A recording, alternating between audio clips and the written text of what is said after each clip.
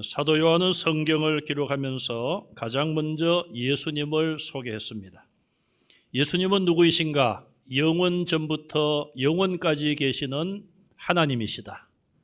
예수님은 이 세상에 오셔서 죄인들에게 구원의 빛을 비춰주신 참 빛이시다. 말씀이시고 영원 전부터 계셨던 하나님인 예수님은 인간으로 이 땅에 오신 사람이시다. 이 세 가지를 요한은 서두에서 소개를 했습니다. 예수님에 대해서 가장 잘 소개한 내용이라고 볼 수 있고, 특히 예수님은 하나님이십니다. 예수님은 사람이십니다. 이 두 가지를 인간의 머리로는 이해하기가 힘들지만 하나님이 주시는 믿음으로 여러분들이 받아들이고 믿는 성도들이 되시기를 바랍니다. 이단의 역사가 거의 1900여 년, 오랫동안 이단의 역사가 긴데 예수님이 하나님의 아들이시며 예수님이 하나님이시다. 예수님은 사람이시다. 이 두 가지를 받아들이지 못하고 믿지 못하여 이단들이 발생을 했습니다. 요한복음의 저자인 사도 요한은 예수님을 소개한 이후에 두 번째 한 사람을 소개하고 있습니다. 바로 그 사람은 요한입니다. 우리가 세례 요한으로 부르는 사람이에요. 성경에 보면 요한이라는 이름이 많이 나오죠. 이 요한복음을 기록한 예수님의 12제자 가운데도 요한이 있죠. 사도 요한이라고 부릅니다. 또 오늘 본문에 나오는 이 요한은 세례 요한으로 구분하여 우리가 부르고 있습니다. 이 사도 요한이 세례 요한을 예수님에 이어서 두 번째 인물로 소개를 하는 것은 그만큼 세례 요한이 중요한 사람인 것을 말해주고 있습니다. 복음서 저자들은 복음서를 기록하면서 어떻게 시작을 합니까? 마태는 마태복음 1장 1절에 아브라함과 다윗의 자손 예수 그리스도의 계보라, 예수님의 족보를 이야기하고 있습니다. 그러면서 예수님을 주인공으로 부각시키고 있어요. 두 번째로 마가는 마가복음 1장 1절에 하나님의 아들 예수 그리스도의 복음의 시작이라, 역시 예수님으로 시작을 하면서 이어서 세례 요한을 소개를 했습니다. 세 번째로 누가는 누가복음 1장에 조금 다르게 세례 요한의 잉태와 출생의 과정을 먼저 소개하고 있습니다. 그러나 이 세례 요한을 주인공으로 부각시킨 것이 아니라 하나님께서 기적적으로 세례 요한을 잉태케 하여 이 땅에 보내주시는데 미리 천사를 통해서 아들을 낳을 것이며 이름을 요한이라고 하라고 말씀을 하시면서 장차 태어날 그 요한이 무슨 일을 해야 되는가, 하나님이 요한에게 주신 사명까지 말씀을 하셨습니다.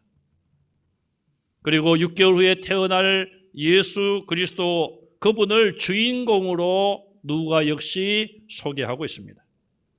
네 번째는 요한복음, 우리가 살펴보고 있는 이 요한복음의 저자인 사도 요한도 예수님을 먼저 소개하고 이어서 오늘 본문에서 세례 요한을 소개하면서 세례 요한은 예수님을 증거할, 예수님에 대하여 이분은 이런 분입니다, 소개하고 증거하는 사명을 가지고 왔다, 그것을 말하고 있습니다.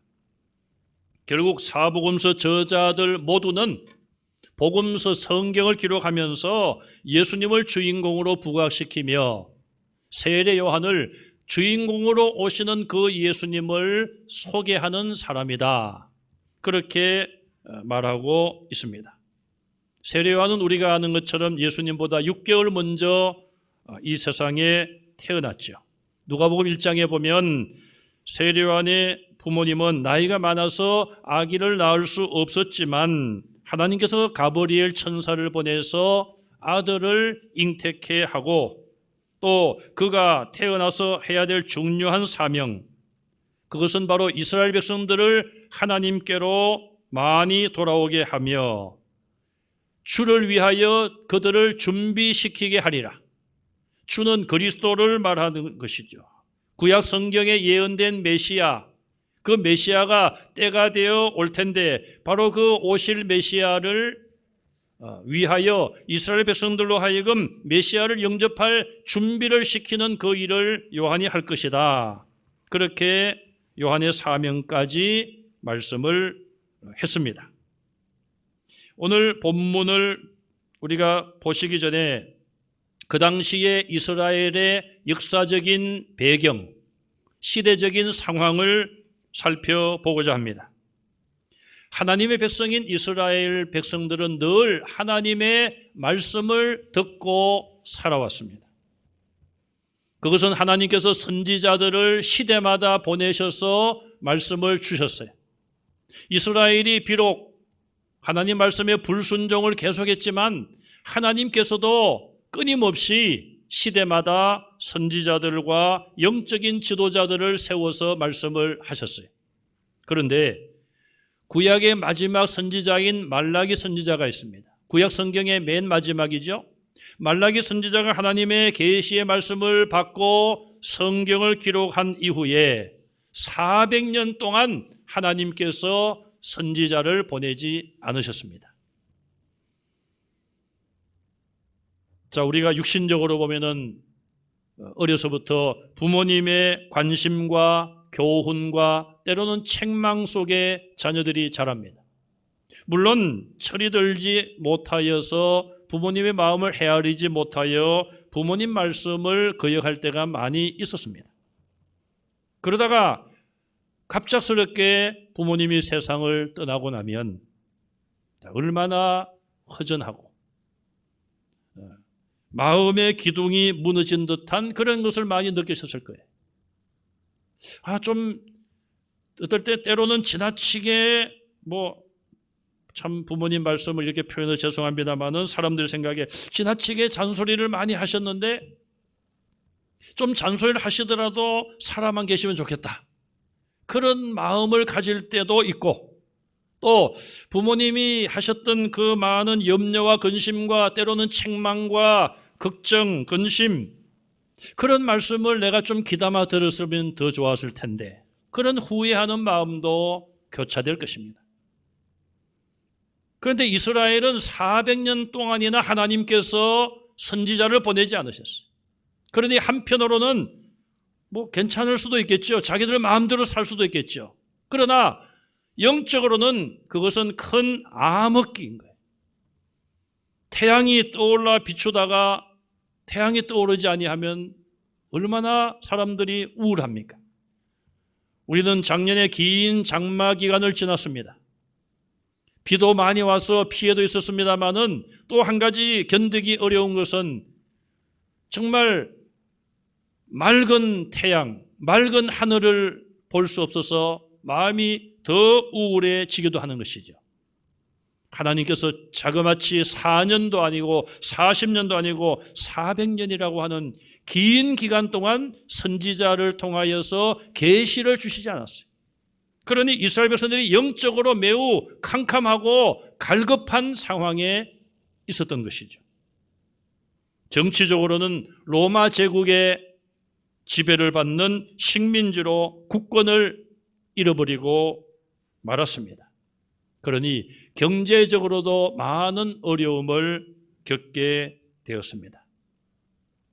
그런데 오늘 본문에 나오는 세례 요한이 그 어느 날 유대 광야에 나가서 외치기를 시작합니다. 큰 소리로 외칩니다.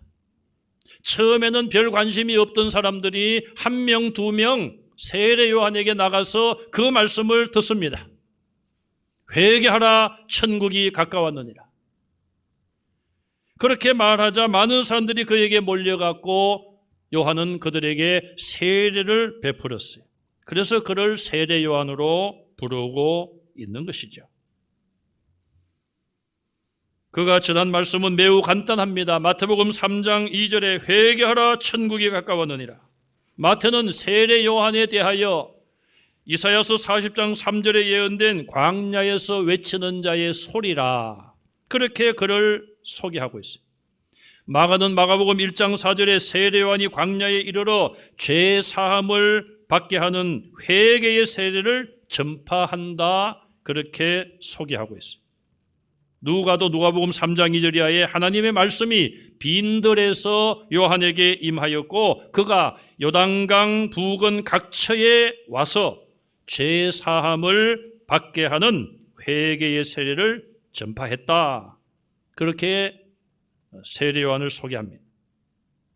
사도 요한은 이미 요한복음 1장 6절 앞에서 하나님으로부터 보내심을 받은 사람이 있으니 그의 이름은 요한이라. 그가 증언하러 왔다. 태초부터 계신 말씀, 그 말씀에 대하여 증언하러 왔다는 것이죠. 또 1장 8절에 그는 이 빛이 아니요, 빛은 그리스도를 말하는데 이 빛이 아니요, 빛에 대하여 증언하러 온 자라. 분명하게 빛과 빛에 대하여 증언하는 사람, 그리스도와 그리스도를 소개하고 증언할 사람으로 구분을 지었어요. 15절에도 요한이 그에 대하여 증언하여 외쳐 이르되, 그렇게 말하고 있어요. 자, 이스라엘이 영적으로 암흑기어 갈급했고 정치적으로도 국권과 주권을 다 상실해버렸고 경제적으로도 어려움을 처한 가운데 구약시대 때 예언된 메시아, 구약은 히브리어로 기록이 되어서 메시아, 기름 부음을 받은 자가 메시아라고 말해요. 그 메시아가 이제 예언대로 왔는가?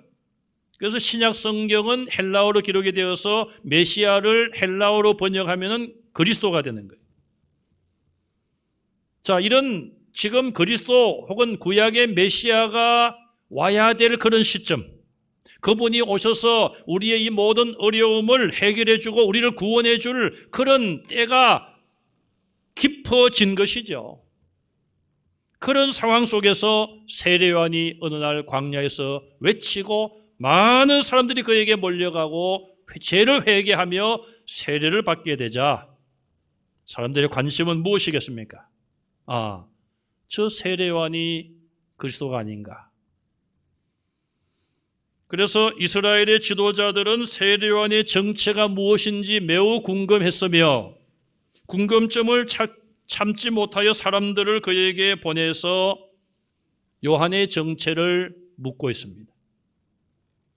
마태복음 3장 5절, 마가복음 1장 5절, 누가복음 1장 12절, 14절에 보시면 예루살렘은 이스라엘의 수도요, 성전이 있고 가장 많은 사람들이 몰려 살았습니다.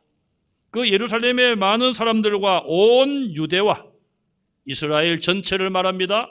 그리고 요단강 사방에서 사람들이 요한에게 몰려왔어요.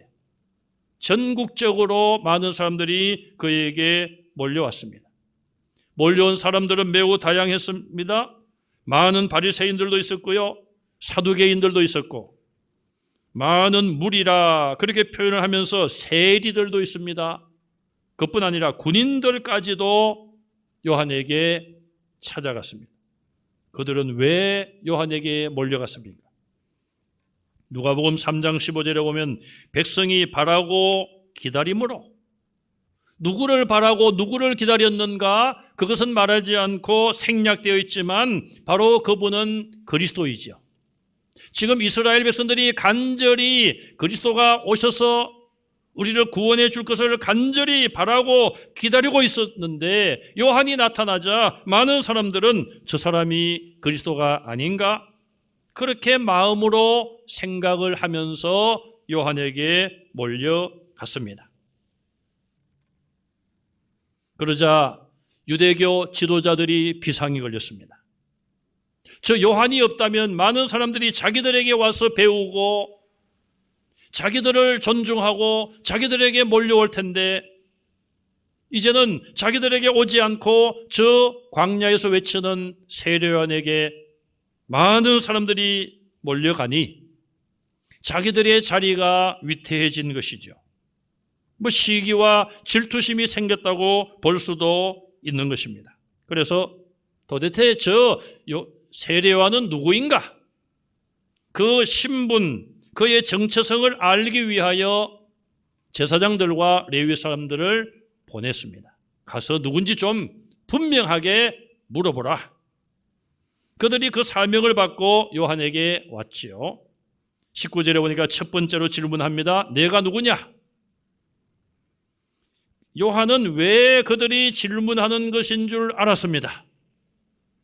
자기에게 몰려온 자들뿐 아니라 그들을 보낸 바리새인들도 혹시 자기를 그리스도라고 생각하는 것 아닌가? 그런 의미로 그런 질문을 들었기 때문에 요한은 숨기지 않고 다 드러내놓고 이야기를 합니다. 정직하게 거짓말하지 않고 있는 그대로 말하면서 나는 그리스도가 아니라. 여러분, 이 말은 굉장히 중요해요. 나는 그리스도가 아니다. 요한은 이렇게 정직하게 모든 것을 사실 그대로 이야기한 거예요. 사실 그대로 말하는 것이 뭐가 어렵습니까? 그런데 이게 쉽지 않은 거예요. 그런데 우리 사회의 거짓말이 팽배하고 있어요. 있는 그대로 사실 그대로 인정하고 말하면 되는데 이거 뭐 꾸밀 것도 없고 머리 쓸 것도 없고 그대로 이야기하면 되지 않아요? 그런데 이것을 못하여 범죄하고 이것을 잘못하여서 거짓말을 하게 되고 무리를 일으키는 일들이 너무나 많아요. 요한은 나는 그리스도가 아니라고 말했어요. 그러자 이들은 두 번째로 21절에 또 묻습니다. 그러면 누구냐? 그러면 누구냐? 요한이 대답도 하기 전에 또 묻습니다. 내가 엘리야냐? 아니다. 자, 그리스도가 아니라고 하니 그러면은 엘리야냐? 아니다. 세 번째로 또 묻습니다. 또 묻되 내가 그 선지자냐? 요한은 또 아니라고 말합니다. 22절에 그러면 누구냐? 묻습니다. 너는 내게 대하여 무엇이라 하느냐? 또 묻습니다. 그러자 세례 요한은 나는 이사야 선지자가 예언한 대로 광야에서 외치는 자의 소리이다. 이렇게 자기의 정체성을 분명히 밝히고 있습니다. 여러분, 성도 여러분은 누구에게서나 어디에서나 어떤 상황 속에서도 내가 하나님의 자녀인 것을 밝히는 여러분들이 되시기를 바랍니다. 나 예수 믿는 사람입니다. 나는 크리스찬입니다. 아무리 지금 사회가 교회를 비판적으로 바라보고 또 성도들이나 목사에 대해서 별로 좋은 감정을 가지지 않고 공격적으로 대한다 할지라도 일부 사람들의 잘못으로 인한 것이기 때문에 그런 상황과 그런 분위기 때문에 우리가 우리 자신을 나는 성도입니다. 나는 예수 믿는 사람입니다. 나는 목사입니다. 그런 말을 주저해서 되겠습니까? 내가 복음을 부끄러워하지 아니하노니 복음은 믿는 자에게 구원을 주시는 하나님의 능력이라. 우리가 예수 그리스도의 십자가의 대속으로 구원받은 하나님의 자녀들인데 갚을 수 없는 사랑을 받았는데 우리가 왜 우리의 신분을 밝히지 못합니까? 담대하게 우리 자신들을 밝힐 수 있어야 할 것입니다. 맞으면 맞다, 아니면 아니라고 말해야 돼. 세례와는 나는 그리스도가 아니라 이렇게 한 말 매우 중요하다고 말씀을 드렸습니다. 그리스도는 한 분밖에 없어요. 인류의 죄를 위하여 십자가에서 대속을 할 분은 한 분밖에 없습니다. 다른 모든 사람에게는 자격조차도 없습니다. 아무도 그 일을 할 수 없기 때문에 하나님이신 예수님, 영원 전부터 계셨던 말씀이신 예수님이 육신의 모습으로 이 땅에 오셔서 우리를 위하여 십자가에서 돌아가신 거예요. 그리스도는 한 분밖에 없어요.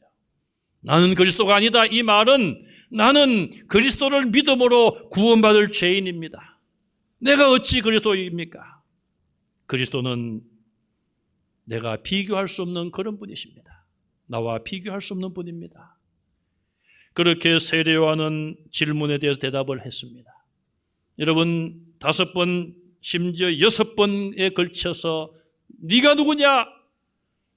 이렇게 물은 것은 궁금해서 물었겠습니까? 이것은 신문에 가까운 거예요. 고문만 안 했지 신문하는 거예요. 솔직히 말하라, 불라, 그거죠.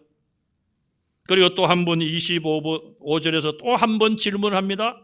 네가 그리스도도 아니요 엘리야도 아니요 선지자도 아니라면 어찌하여 사람들에게 세례를 주느냐? 그러자 요한은 뭐라고 말합니까? 나는 물로 세례를 베풀거니와 내 뒤에 오시는 분은 불과 성령으로 세례를 베풀 것이라고 대답을 마칩니다.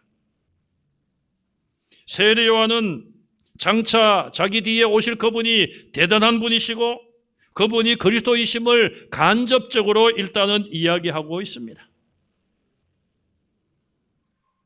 6번에 걸쳐서 집중적으로 신문하는 정도로 이야기를 했지만 과연 이들이 궁금해서 질문한 것인가? 만약 이들이 정말 그리스도가 오시기를 기다리고 사모하고 구약에 예언된 그 메시아가 빨리 오시면 좋겠다, 우리를 구원할 그분이 빨리 오시면 좋겠다, 이렇게 기다렸다고 생각해 보십시다. 그런데 어느 날 이상한 사람이 나타나서 그리스도인가 아닌가? 그래서 사람이 가서 질문을 합니다. 어떻게 질문해야 되겠습니까?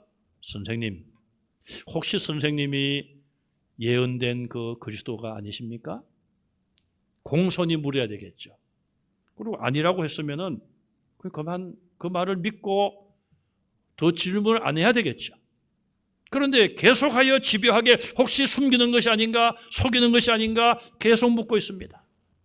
이들은 정말 그리스도를 간절하게 기다리고 자기들을 구원할 구세주로 믿기 위하여 찾아온 것이 아니고 믿기 위하여 질문하게 한 것이 아니었습니다. 어떻게 압니까? 요한이 예수님을 그리스도라고 소개했습니다.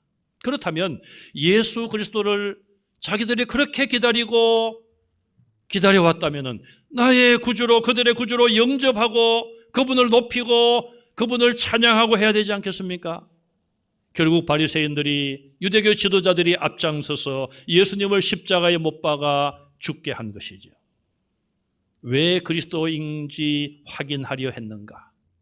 그리스도라면 없애버리려고 사람을 보낸 것이 분명한 것입니다. 오늘날도 어떤 사람들은 성경을 책상 위에 올려놓고 인간의 머리로 공부합니다. 연구합니다.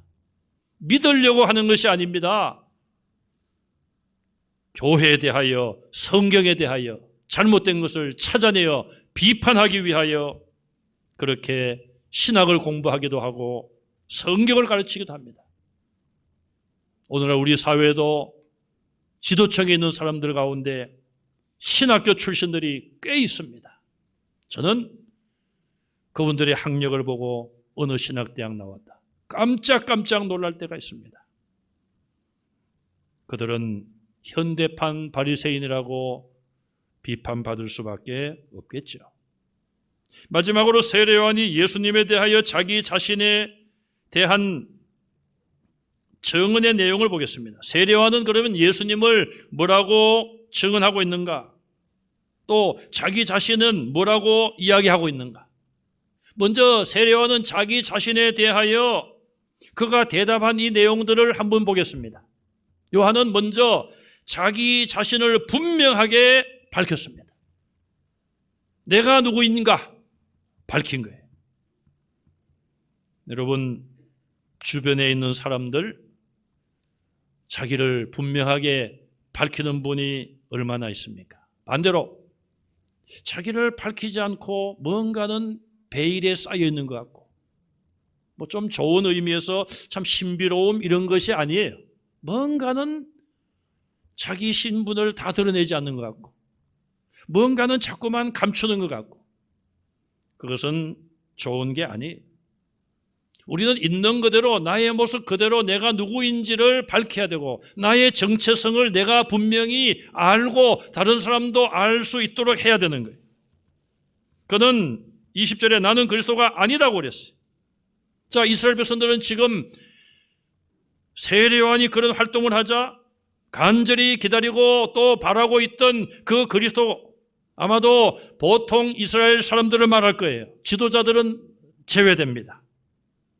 간절히 바라던 그분이 바로 저 세례 요한인가 그렇게 기대하고 물었지만 나는 그리스도가 아니라고 분명하게 밝혔습니다. 이것이 왜 중요합니까?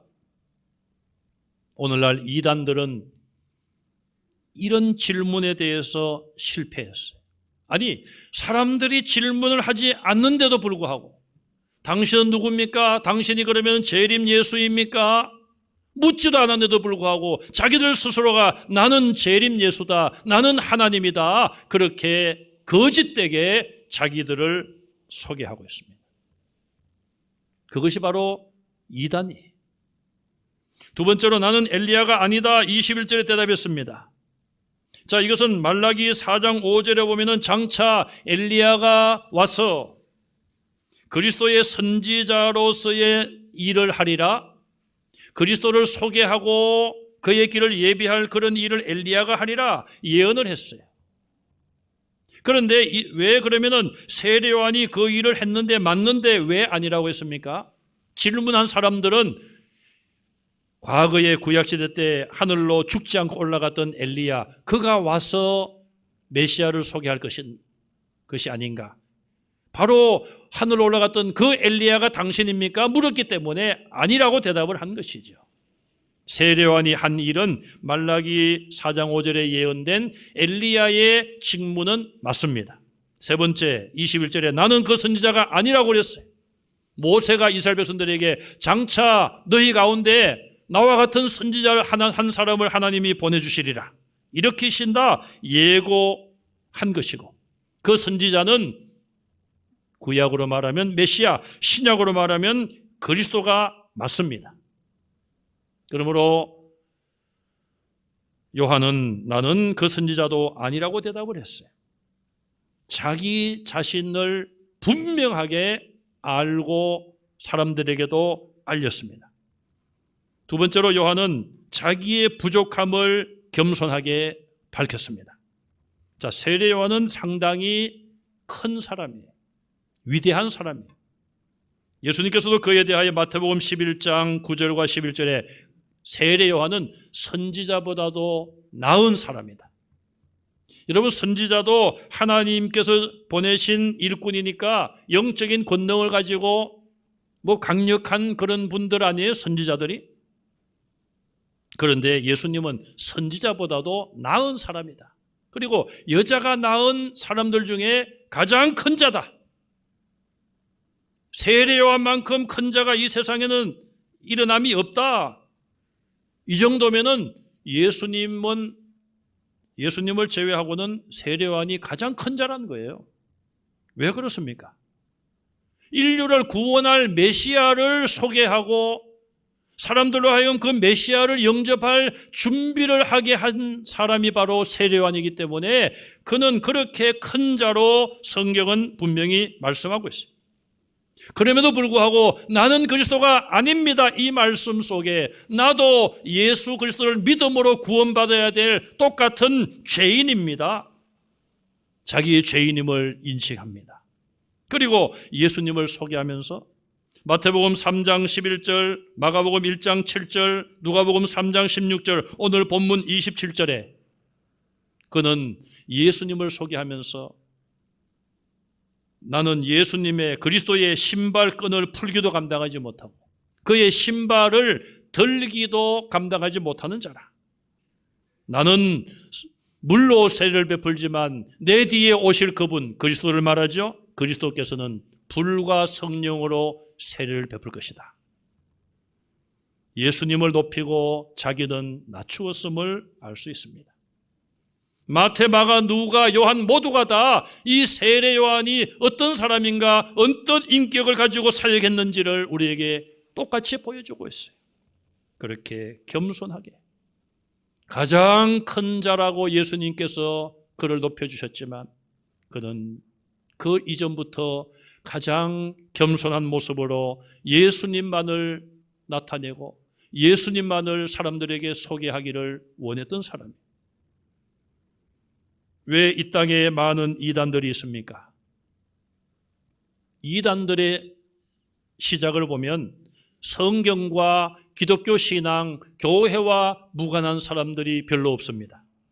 처음에는 다 그들도 교회 안에서 신앙생활을 했던 사람들이 대부분이에요. 그들이 열심히 기도하고 열심히 특심해서 믿음이 강하여서 하나님께서 그들에게 성령의 은사를 주시고 병자를 위해서 기도할 때에 병이 낫기도 하고 귀신이 떠나가기도 하고 그런 능력이 나타나자 많은 사람들의 주목을 받기 시작했고 사람들이 그들에게 몰려갔을 것입니다. 그때 사람들이 묻지도 아니했는데 사람들이 나를 상당히 높여주네. 내가 상당히 능력을 나를 통해서 나타나네. 사탄은 그의 마음속에 그래 네가 재림 예수라고 해라. 네가 하나님이라고 해라. 그 유혹을 뿌리치지 못하여 나는 그리스도가 아닙니다. 나도 당신들과 똑같은 죄인입니다. 당신들도 정말 믿음으로 기도하면 이런 역사가 나타날 수 있습니다. 나는 예수 그리스도만을 증거할 뿐입니다. 그저 받았으니 그저 줄 뿐입니다. 솔직하게 자기 정체성을 인정했다면 이단의 교주가 되지 않았을 거예요. 여러분, 저는 신천지로 인한 코로나 사태가 확산되었을 때에 왜 신천지 교회라고 언론들이 이야기했는지 지금도 이해가 안 됩니다. 신천지 교회는 신천지 정거 장막이 원래 이름이에요. 신천지 정거 장막. 왜 교회라는 이름을 그들이 붙였습니까? 수년 전부터 교회를 위장하여 믿는 성도들을 위장하여 자기들의 모습을 위장하고 성도들을 혼란케 하기 위하여 교회란 이름을 붙이기 시작했습니다. 왜 이만희 교주라고 소개를 하지 않고 왜 총회장으로 소개했는지 언론에서 그것도 이해가 되지 않습니다. 교회란 이름을 붙이고 총회장이라는 직함을 붙여서 한국교회가 받은 피해는 이루 말할 수 없습니다. 그들은 왜 이단의 교주가 되었고 이단을 만들었습니까?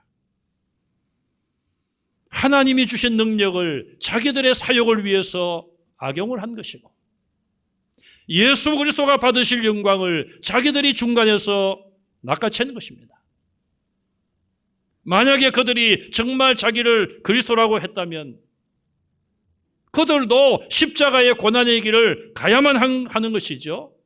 갈 수도 없지만 제물이 될 수도 없지만 그는 그런 고난 없이 십자가 없이 영광만 위한 그리스도, 영광만 위한 예수님 행세, 하나님 행세, 그것은 너무나도 잘못된 것이며 인간의 욕심과 욕망이 낳은 비극입니다. 오늘 저와 여러분들은 세례 요한을 본받아 내가 누구인지에 대해서 분명히 알고 숨기지 아니하고 드러내놓고 나는 그리스도인입니다. 나는 예수님을 믿는 사람입니다. 나는 예수님 외에 다른 그 어떤 길도 하나님께 나아가고 영생의 길이 없음을 믿는 사람입니다. 우리의 선조들은 6.25 전쟁을 통하여 공산당을 체험했습니다.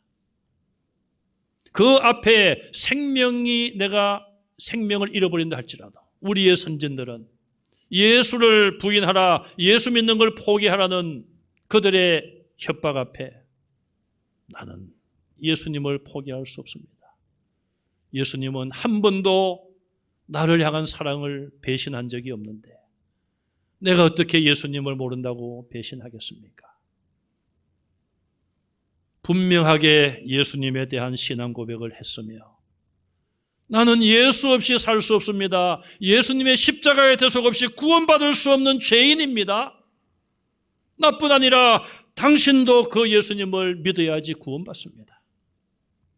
그렇게 예수님을 증거함으로 순교의 제물이 된 믿음의 선진들이 얼마나 많습니까? 오늘 우리도 그 길을 가야 되지 않겠습니까?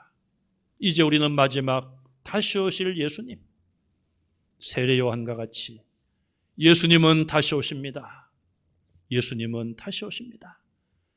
다시 오실 예수 그리스도를 분명하게 외치고 증거하는 전도자들의 사명을 다 감당하시기를 주님의 이름으로 축원합니다.